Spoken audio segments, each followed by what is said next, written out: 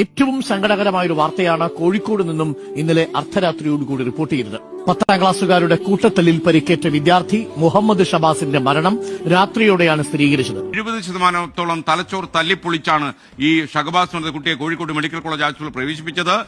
അവസാനം ഇന്നലെ രാത്രി 12:30 മണിക്ക് ഹീനമായ സംഘർഷത്തിന്റെ ബലിയാടായി ഈ കുട്ടി ഈ ലോകത്തോട് യാത്ര പറഞ്ഞുപോയി. എല്ലാം കഴിഞ്ഞില്ലേ.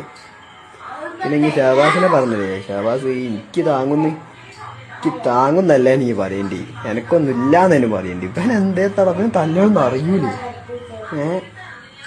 ഞാൻ മര്യാദക്ക് തച്ചിട്ടല്ലോ. ഞാൻ അങ്ങനെ പിടിച്ച് 4 കുത്തായിട്ട് എടുത്ത് കണ്ണിന് തന്നെ.